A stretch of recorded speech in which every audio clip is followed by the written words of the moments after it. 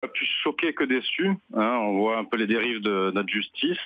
Donc j'ai l'impression que la justice est instrumentalisée par la politique.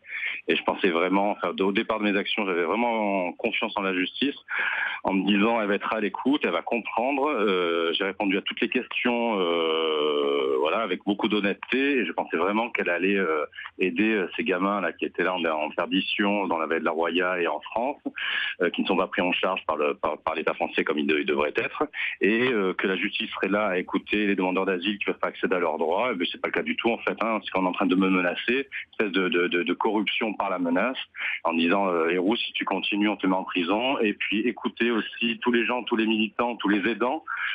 Si vous aidez, vous finirez en prison comme Héroux. Et c'est assez scandaleux, moi je trouve, que la France qui représente les droits de l'homme, la protection de l'enfant, etc.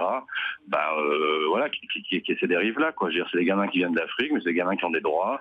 Il y a une gestion qui est complètement catastrophique de la part du gouvernement français, puis de l'Europe, de la gestion du flux migratoire. Et puis on est là, on a incriminé des individus, des paysans, etc. Enfin, c'est assez abominable, quoi. C'est Moi, je vrai. voudrais vraiment que le ministre de l'Intérieur se réveille un peu et qu'il fasse un peu son devoir. Et c'est pas que le pouvoir, hein. Le pouvoir mène à des devoirs, et puis ils doivent un peu prendre ce travail-là à bras le corps, quoi.